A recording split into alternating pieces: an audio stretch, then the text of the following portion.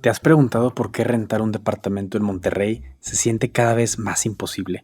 No estoy hablando solo de San Pedro, hablo de Monterrey, de la zona Tec, del centro, de Cumbres, de Valle Oriente, de zonas donde antes una persona joven, una pareja recién casada o una familia de clase media podían vivir relativamente cerca de su trabajo. Hoy, mucha gente siente que Monterrey le está diciendo, sí puedes trabajar aquí, pero no puedes vivir aquí. Y eso plantea una pregunta económica muy importante. ¿Por qué una ciudad que produce tanta riqueza también puede volverse tan cara para vivir? En este video vamos a dividir el problema en tres partes. Primero, los hechos. ¿Qué está pasando con las rentas y la vivienda en Monterrey? Segundo, los problemas. ¿Por qué las rentas altas dañan la movilidad social, la vida familiar, el tráfico y la productividad?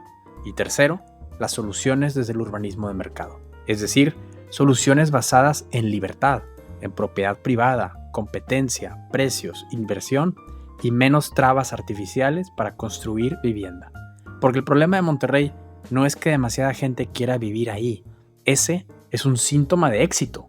El problema es que no dejamos que la ciudad responda. Empecemos con los hechos. Monterrey es una de las zonas metropolitanas más importantes de México. Es un centro industrial, empresarial, universitario y laboral.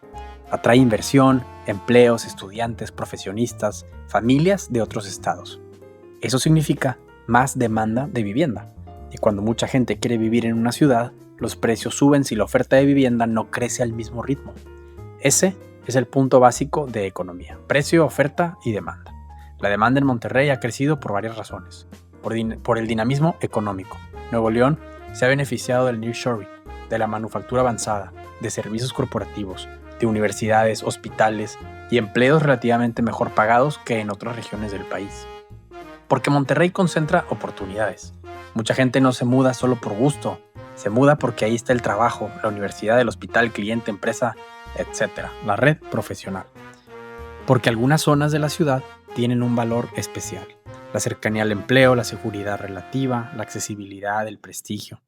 La vivienda no vale lo mismo en cualquier punto del mapa. Vale más donde te ahorra dinero, donde te conecta con oportunidades, con otra gente y donde te permite vivir mejor en general. Por eso vemos rentas muy altas en las zonas más demandadas. Todo el mundo quiere vivir ahí.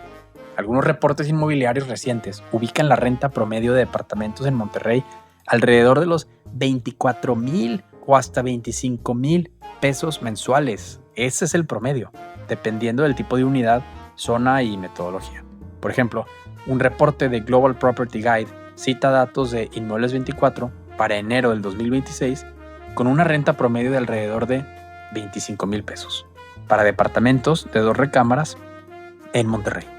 Otro reporte de mercado, LatInvestor, estima rentas de 2 recámaras cercanas a 25,300 pesos en el mismo mes de enero de 2026, con aumentos anuales moderados, pero sobre una base ya muy alta.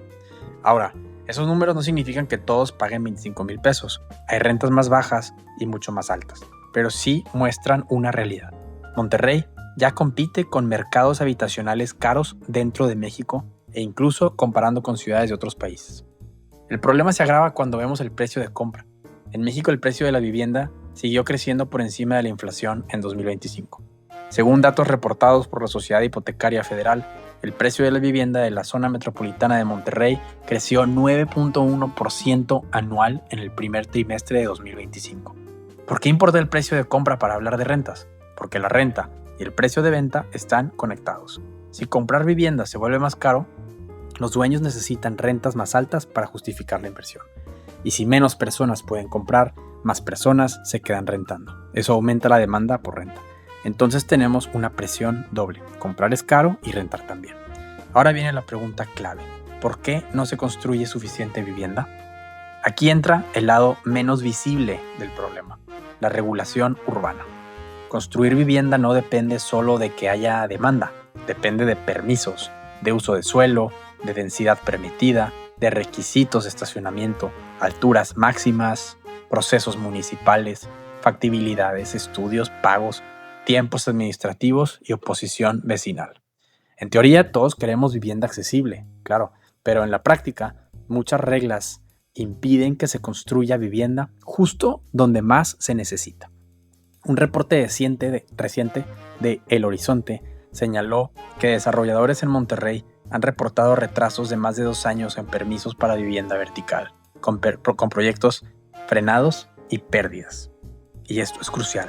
Si la demanda sube hoy, pero el permiso tarda años, la oferta llega tarde. Y cuando la oferta llega tarde, el precio sube. Imagina que en una colonia hay 10,000 personas buscando departamento, pero las reglas solo permiten construir para 2,000. ¿Qué pasa? Pues ganan quienes pueden pagar más. Pierden los jóvenes, los trabajadores, las familias con ingresos medios, los recién llegados, los que no heredaron casa. Al final, este precio alto es una señal que le dice a los constructores de viviendas que construyan más, que hay más gente que quiere vivir ahí, que tal vez están dispuestos a vivir en viviendas verticales mucho más altas. El mercado no está fallando porque los precios suben. Justo eso es lo que hace el mercado. El precio está mandando una señal. Hace falta más vivienda aquí. La falla aparece cuando el sistema político, cuando el marco regulatorio impide que esa señal del precio se convierta en construcción. Ahora vamos a la segunda parte. ¿Por qué las rentas altas son un problema? Obviamente porque la gente paga más, pero el problema es más profundo que eso. Las rentas altas cambian la estructura completa de una ciudad. El primer problema es que expulsan a la gente lejos de las oportunidades, lejos del centro y hacia la periferia. Cuando vivir cerca del empleo se vuelve demasiado caro, la gente no desaparece. Generalmente no buscan otros trabajos más lejos, sino que se van a vivir más lejos. Se van a zonas periféricas donde la vivienda es más barata, pero donde el costo oculto aparece en forma del tiempo perdido. Ese tiempo también es un precio que se paga, no con dinero, sino con tiempo de vida. Una persona puede pagar menos renta, pero pagar 2 horas diarias de traslado. Puede ahorrar en vivienda, pero gastar más en gasolina. Puede tener casa más grande, pero ver menos a sus hijos. Eso también es pobreza urbana, no solo falta de dinero, sino la falta de tiempo, de acceso y de cercanía. El segundo problema es que las rentas altas reducen la movilidad social. En una ciudad dinámica, una persona debería poder mudarse cerca de mejores oportunidades. Eso es parte del ideal liberal en el sentido clásico, como Adam Smith, que la persona pueda mejorar su vida por medio del trabajo, del ahorro y del intercambio, de la cooperación con los demás. Pero si la vivienda cerca de las oportunidades está bloqueada por precios demasiado altos, la ciudad deja de funcionar como escalera social. La ciudad empieza a funcionar como un club cerrado, un club privado de élite. Los que ya están dentro se benefician de la escasez. Los que quieren entrar enfrentan una gran barrera invisible, que es la renta, las rentas altas. Y aquí hay un punto muy importante. Muchas veces se culpa al mercado por las rentas altas, pero en un mercado abierto, si hay mucha demanda, más productores entran. Si mucha gente quiere pan, más panaderías producen pan. Si mucha gente quiere celulares, más empresas compiten. Si mucha gente quiere departamentos, deberían construirse más departamentos. Claro, los departamentos no son pan o celulares. Por naturaleza, es una oferta inelástica, es decir, que toma más tiempo y es más costoso ampliar la oferta inmobiliaria. Aún así, existen bastantes regulaciones que prohíben que la oferta sea lo suficientemente dinámica como para que los incrementos del precio de la renta debido a la alta demanda no reflejen demasiada escasez. Pero en vivienda, por lo tanto, no dejamos que esta flexibilidad suceda de manera libre. La vivienda es normal en todo el mundo, es uno de los mercados más intervenidos que existen. No puedes construir cualquier tipo de vivienda en cualquier lugar. No puedes dividir libremente un lote. No puedes aumentar densidad fácilmente. No puedes convertir una casa en varios departamentos sin enfrentar reglas. No puedes construir menos cajones de estacionamiento, aunque tus futuros inquilinos no tengan coche. No puedes responder rápido a la demanda, porque necesitas permisos que dependen de autoridades, criterios políticos y procesos lentos. Entonces, culpamos al mercado por precios que muchas veces nacen de impedir que el mercado funcione. Es una paradoja. Y el tercer problema es que las rentas altas alimentan la expansión urbana. Cuando las zonas centrales o bien ubicadas bloquean nueva vivienda, la ciudad no deja de crecer, sino que crece hacia afuera. El resultado es una ciudad más extensa, plana, más dependiente del automóvil, más cara de servir con infraestructura pública y más difícil de conectar con transporte. Cada fraccionamiento periférico requiere calles, drenaje, agua, electricidad, vigilancia, escuelas, rutas de transporte, mantenimiento. La expansión horizontal parece barata para el comprador inicial, pero puede ser muy costosa para la ciudad completa. Y además genera tráfico. Mucha gente piensa que el tráfico se resuelve con más avenidas, pero si la vivienda se manda cada vez más lejos del empleo, la ciudad produce viajes más largos. Y si la ciudad produce viajes más largos, ninguna avenida alcanza. El tráfico no es solo un problema de coches, de carros, es un problema de uso de suelo. Si separas la vivienda del trabajo, de la escuela y del comercio, obligas a la gente a moverse más. Si obligas a la gente a moverse más, congestionas la ciudad. El cuarto problema es que las rentas altas deterioran la vida familiar y comunitaria. Cuando la gente no puede vivir cerca de sus redes, pierde apoyo familiar. Los abuelos lejos de los nietos, los hermanos lejos de hermanos, amigos lejos de amigos, y los trabajadores lejos de sus comunidades. La ciudad se vuelve más anónima, más cansada, más fragmentada. Esto lo podemos ver en Monterrey en los últimos años. La vivienda no es nada más el techo donde vives, es una base en donde una persona puede participar en la vida económica, pero también en la vida social. El quinto problema es que las rentas altas crean resentimiento político. Se vuelve una oportunidad para que los políticos junten votos y junten popularidad al atender el problema de maneras que pueden funcionar en el corto plazo, pero en el largo plazo hacen mucho daño. Cuando la gente siente que la ciudad ya no le pertenece, busca culpables. Culpan a los desarrolladores, a los ricos, a los foráneos, a los extranjeros. Culpa a Airbnb, a los jóvenes o a los vecinos, a los mismos edificios. Y algunas de esas causas pueden importar en ciertos lugares. Pero si nos quedamos solo en el enojo, perdemos de vista la pregunta económica central. ¿Por qué hay tan poca vivienda en los lugares donde la gente quiere vivir? No tiene sentido. La escasez urbana produce conflicto. Cuando hay pocos departamentos, cada nuevo vecino parece una amenaza. Cuando hay suficiente vivienda, el crecimiento se vuelve menos traumático. El sexto problema es que las malas soluciones pueden empeorar todo. Ante rentas altas, muchos proponen, por ejemplo, controles de renta, que es un control de precio. Y suena muy atractivo porque dicen, limitemos cuánto se puede cobrar, ¿no? Limitemos a los dueños. Pero el control de precios no crea vivienda nueva, solo cambia quién gana ante la escasez. Si congelas o limitas rentas por decreto, algunos inquilinos actuales se benefician, pero los nuevos inquilinos enfrentan menos oferta, más requisitos, mercados informales, mercados negros, deterioro de mantenimiento y menos incentivos para construir. El problema de fondo sigue intacto, que hay demasiada demanda para poca vivienda disponible. Es como querer curar a alguien agripado rompiendo un termómetro. Pues no, el precio es un termómetro que nos dice cómo están las cosas. Si rompemos el termómetro para que ya no haya calentura, pues no vamos a arreglar nada. El precio alto duele, pero es que también informa, porque dice, mira, aquí en el centro de Monterrey, aquí en San Pedro, falta vivienda. Aquí falta competencia, acá falta construcción. Aquí falta libertad para adaptar la ciudad, para dejar que la ciudad evolucione de manera libre, reflejando las decisiones de personas ordinarias. Desde el punto de vista del liberalismo clásico, el precio no es un enemigo, es una señal. Y el problema es cuando no escuchamos o no leemos la señal del precio. El problema es prohibir la respuesta.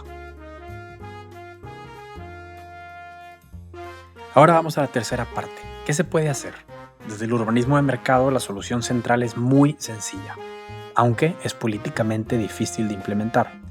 Hay que permitir más vivienda donde la gente quiere vivir. Suena muy obvio, pero a veces es difícil verlo. Hay que permitir más vivienda, no donde el burócrata decida desde su escritorio, no solo donde el plan urbano permita por inercia histórica, porque así siempre se ha hecho, no solo en la periferia, sino donde las personas, con sus decisiones reales, ya demuestran dónde quieren vivir. La ciudad tiene información dispersa. Nadie sabe, desde el gobierno, exactamente cuántos departamentos necesita cada colonia o de qué tamaño, a qué precio, para qué tipo de familia, con cuántos cajones, ¿Con qué combinación de comercio y vivienda? Esa información aparece en los precios, en cómo la gente reacciona a los precios. El urbanismo de mercado parte de una idea hayekiana. El conocimiento está disperso en la sociedad. Por eso la ciudad debe permitir adaptación. Una ciudad libre no es una ciudad sin reglas. Es una ciudad con reglas generales, claras y estables, que permiten a las personas construir, invertir, comprar, rentar, vender, remodelar, dividir, densificar y experimentar. La primera solución sería liberalizar usos de suelo.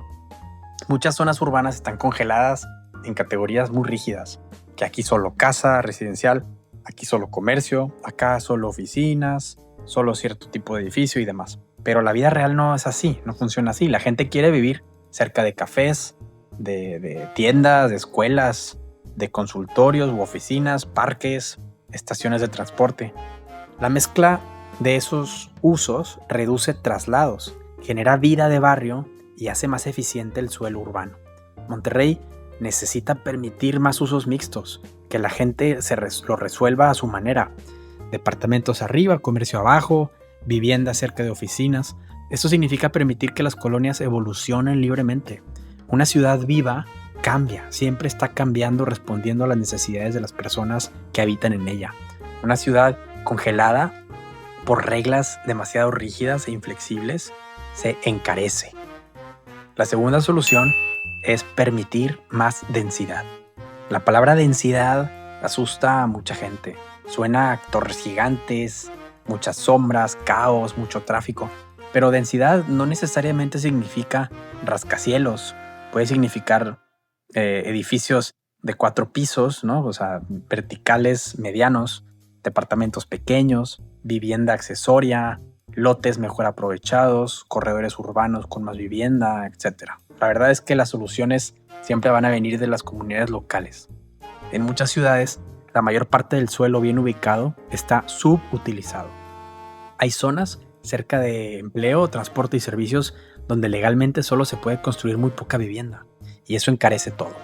Si en una zona donde podrían vivir 100 familias solo permites que vivan 20, las 20 que entren pagarán más. Las otras 80 se van a vivir lejos. La pregunta no es si habrá crecimiento, la pregunta es dónde ocurrirá. Sabemos que una ciudad exitosa económicamente y socialmente como Monterrey atrae gente nueva y eso está muy bien. Si no permitimos que se construyan más viviendas, esa gente va a ir creciendo a la periferia y va a incrementar el tráfico y luego eso nos afecta a todos de manera negativa.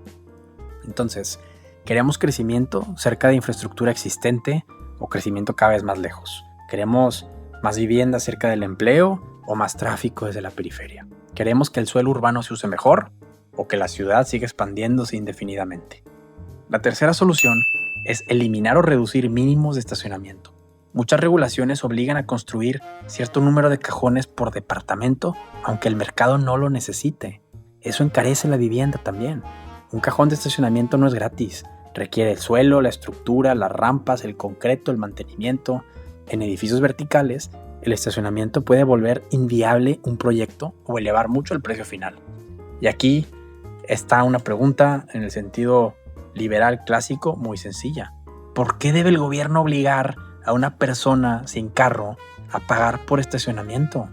Si alguien quiere vivir en un departamento pequeño y cerca del trabajo usando Uber o transporte público, bicicleta o caminando, ¿por qué la regulación debe encarecerle la vivienda con cajones obligatorios? El mercado puede decidir. Algunos edificios ofrecerán muchos cajones porque los clientes los quieren y otros ofrecerán pocos. Otros cobrarán el cajón por separado, otros se ubicarán cerca del transporte. Al final, la libertad permite esa variedad, porque los emprendedores reaccionan ante la información que ellos tienen. Una regulación uniforme, plana, impone un solo modelo de vida. Por ejemplo, en Monterrey, el modelo de tener carro de forma obligatoria. Casi que no se puede vivir sin carro. La cuarta solución es lograr tener los permisos más rápidos, procesos más transparentes y predecibles. La construcción de vivienda necesita reglas, claro, está bien, necesitamos algo de orden. Debe de haber seguridad estructural, por ejemplo, o protección contra incendios, conexión a servicios como agua, luz, gas. ¿no? Y tiene que haber responsabilidad legal. Pero una cosa es regular para evitar daños reales y otra cosa es convertir el permiso en una carrera de obstáculos. Si un proyecto cumple reglas claras, el permiso debe salir rápido.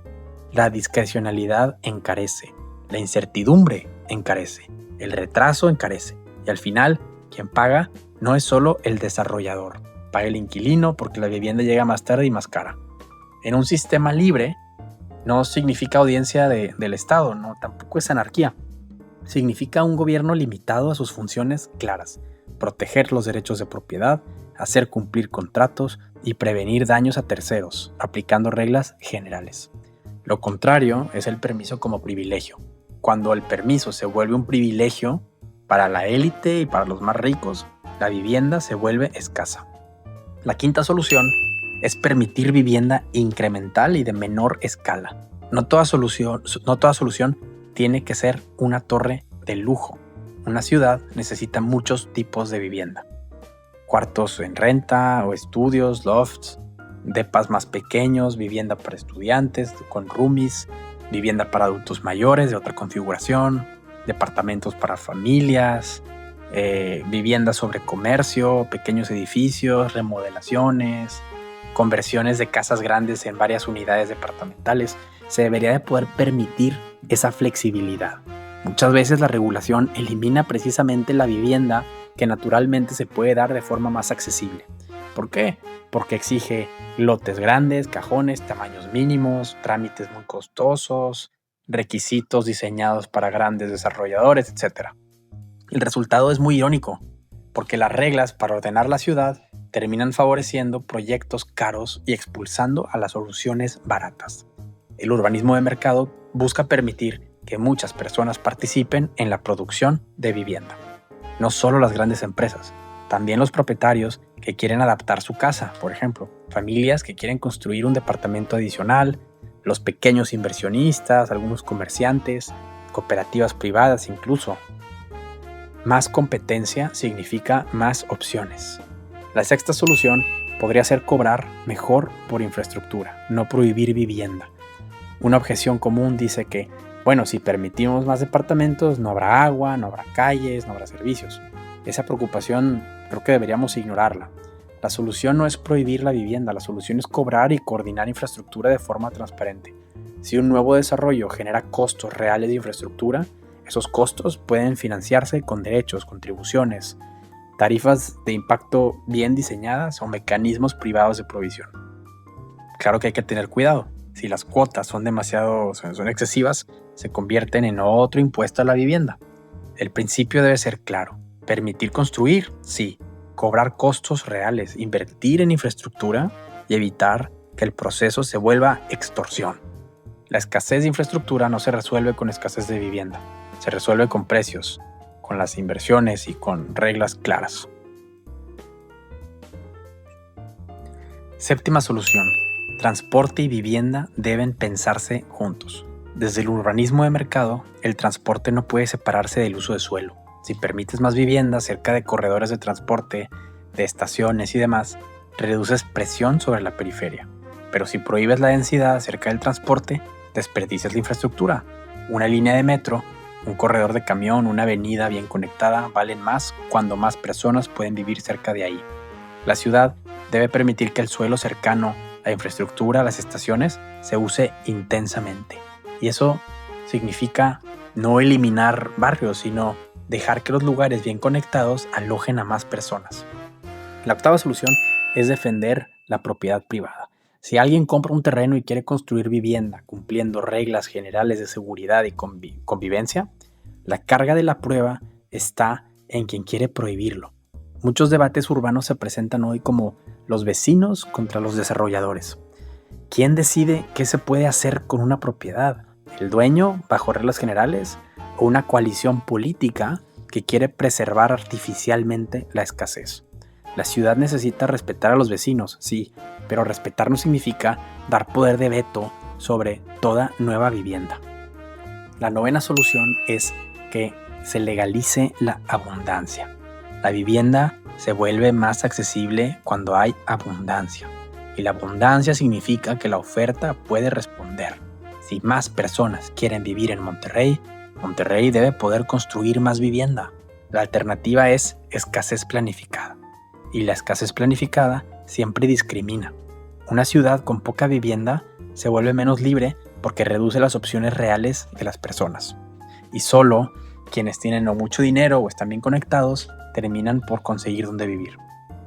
El urbanismo de mercado no es una defensa a los edificios porque nos gusten los edificios. Es una defensa de la libertad urbana, de la libertad de vivir cerca, de la libertad de construir, de rentar si quieres rentar, de la libertad de adaptar tu propiedad, de renovarla, de abrir un negocio cerca de donde vive la gente, la libertad de que la ciudad cambie cuando cambian las necesidades de sus habitantes. Entonces, ¿por qué están tan caras las rentas en Monterrey? Porque en Monterrey atrae gente, empleo, inversión, y eso está muy bien, eso es muy bueno, pero al mismo tiempo, la ciudad misma restringe demasiado la construcción de vivienda donde la gente quiere vivir. Eso está mal. El resultado es una ciudad exitosa, pero cada vez más excluyente. Y aquí está la idea central. Cuando la demanda sube, la solución no es pelear contra los precios. La solución es permitir que la oferta responda, con más competencia, con más libertad. Y Monterrey no necesita volverse una ciudad cerrada, cara y rígida. Puede volverse una ciudad muy abierta y accesible. En una ciudad con rentas altas, construir vivienda no es el problema, es la solución. Si te interesa entender la economía detrás de los problemas urbanos, suscríbete a mi canal Línea Invisible y comparte este video con alguien que crea que la vivienda cara se resuelve prohibiendo más cosas. A veces, la mejor política pública es dejar que la ciudad respire y que la gente sea libre.